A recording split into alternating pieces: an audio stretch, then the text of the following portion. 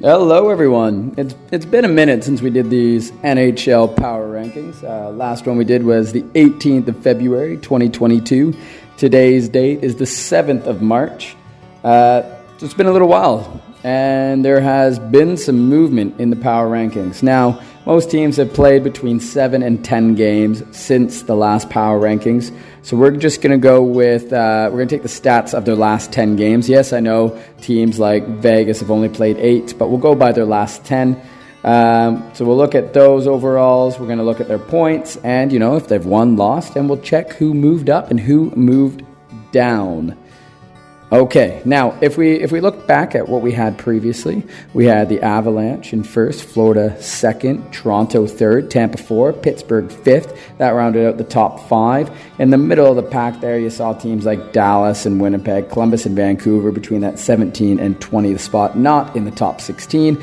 And then the bottom 5, Arizona, New Jersey, Seattle, Philadelphia, and the lowly Montreal Canadiens. Reminder, this was before Martin St. Louis took over and Cole Caulfield realized that he can score again.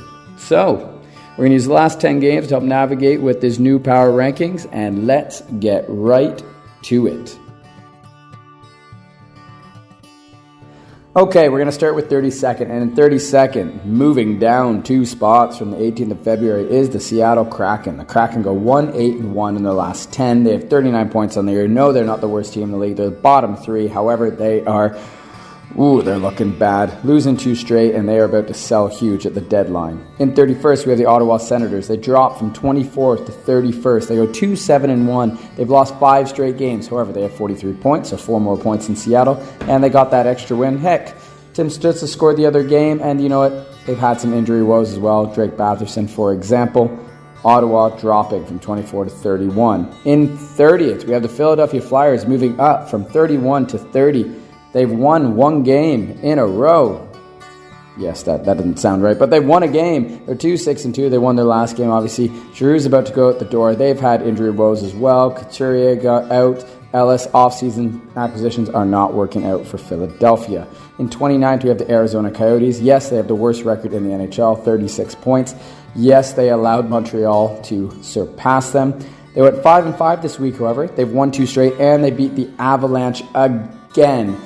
However, they still dropped from 28th to 29th because they are the worst team in the league. They're going to sell as well. In 28th, we have the Buffalo Sabres. They drop 1 from 27 to 28. They have 44 points on the year. They're 3-7 in their last 10. They lost 1. However, they kicked the crap out of Toronto when the home fans came back. And just right there, that puts them ahead of Arizona, Philadelphia, Ottawa, and Seattle in my book. Plus, their classic jerseys look great. In 27th, Chicago Blackhawks. They went 3-6-1 in their last 10. They've lost 2 straight. They have 48 points. They dropped from 26th to 27th. And the big question with them is Marc-Andre Fleury going. There's rumors that said he doesn't want to get traded. And then there's some really weird stuff like Patrick Kane in consideration. I don't see that happening. In 26, moving up from 29 to 26 is the New Jersey Devils. They go 5-5 in the last 10. They have 45 points on the year. They've won their last game. Jack Hughes is over a point per game by quite a bit. Jesper Bratt's still playing well. And their main goalie, McKenzie's barely even playing because vaccinations. In 25th, we have the Montreal Canadiens. Yes, Martin St. Louis has made a splash. Caulfield's loving it. Montreal's loving it. They go from 32nd to 25th, 37 points in the year, but that doesn't matter because they are 7-3 in their last 10. They've had a crazy game against Winnipeg, but they're winning and winning and winning. Won their last 2. In 24th, we have the San Jose Sharks. They moved down 1 from 23, 55 points on the season. But in their last 10, 2, 5-3, yes, 3 OT/shootout losses. However, they've lost 3 straight that way. They do drop, and this is what San Jose does. Highs and lows for them on the season. This is a low in their last 10. In 23, dropping 1 is Detroit Red Wings. They went 4-6. They've lost their last 2, and they have 54 points on the year. They had that awesome game against Toronto where it was literally like rec hockey all over again, 10-7 loss. But Seider looks amazing. Raymond got a hat trick. Future is bright in Detroit. In 22nd, we have the New York Islanders. They move up 3 spots from 25. They went 4-4-2 this week. A nice 500 week in NHL hockey terms. 50 points in the year. Won their last game. And The New York Islanders, you know what? There's a little glimpse of hope, and then they crash. A little bit glimpse of hope, and then they crash.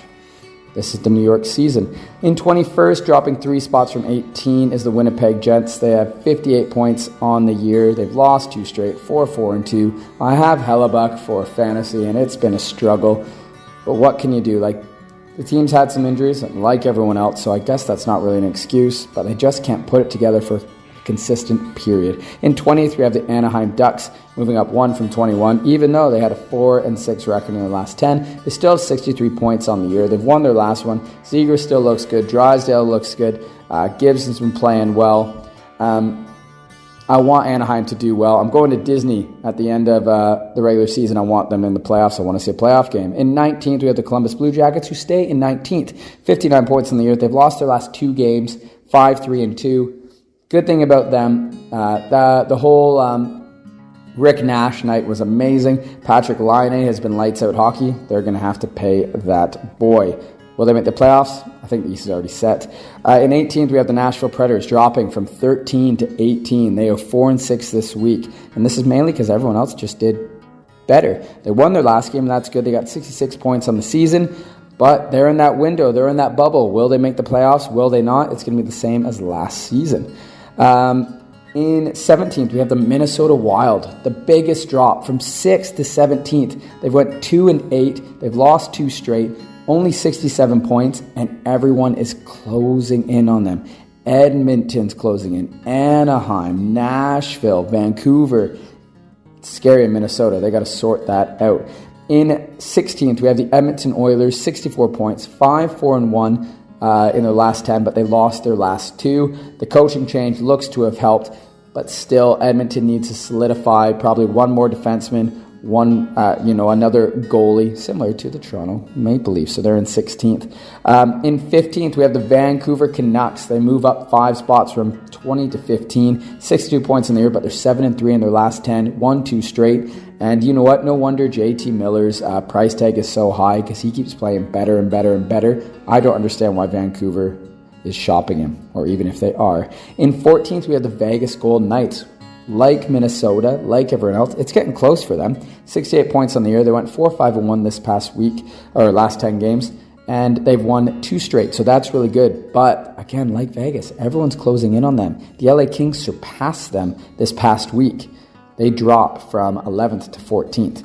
Next up, 13th, we have the Washington Capitals. They drop from 10th to 13th, 69 points on the year, 5-5. They've won 2 straight, so that's really good for them. The good thing for Washington is the next closest team, because they would be that 8th seed, that last seed, is the Columbus Blue Jackets, who are 10 points behind them.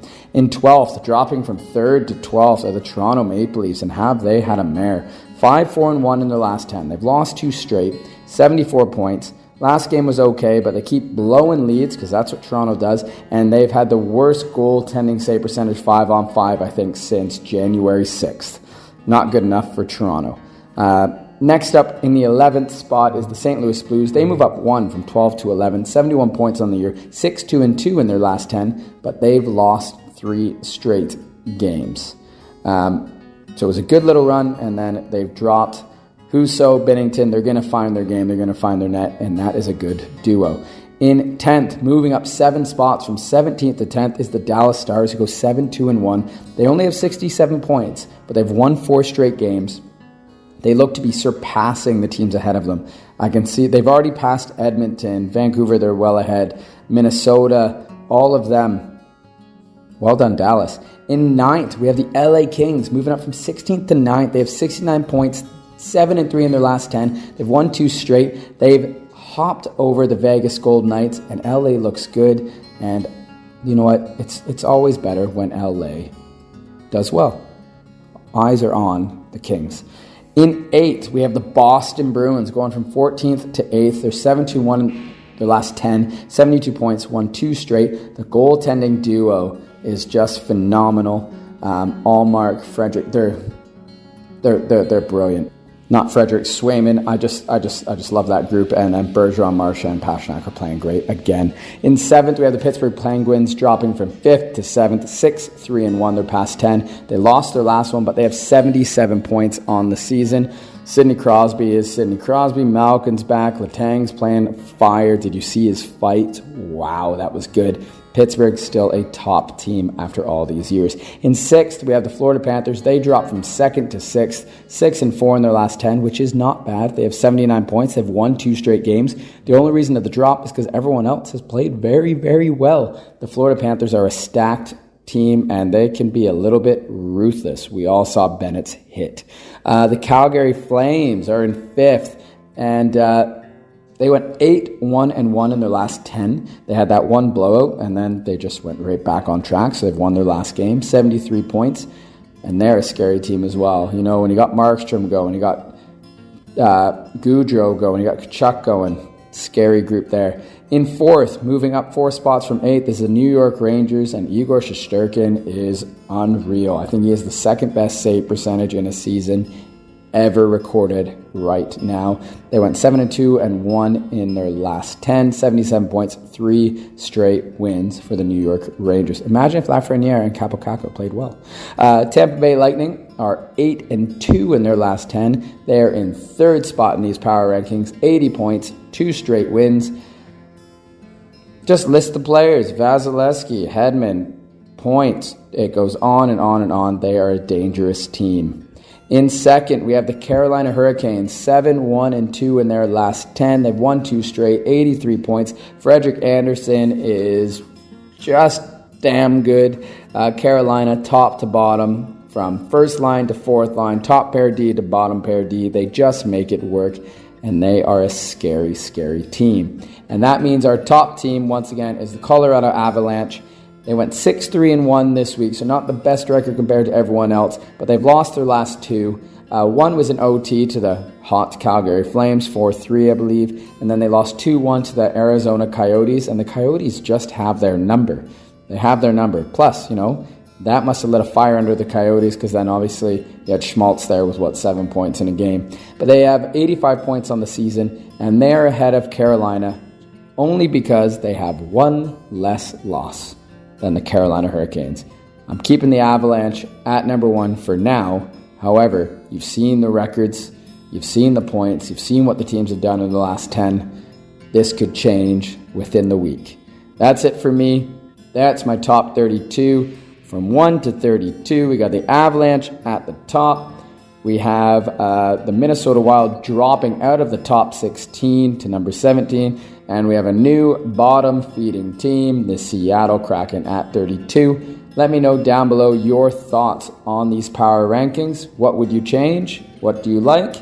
Please comment down below. Thank you for listening. Thank you for watching. Feel free to comment. Feel free to subscribe, like the video, and all that fun stuff. See you next time. I got to do it. Go Leafs, go.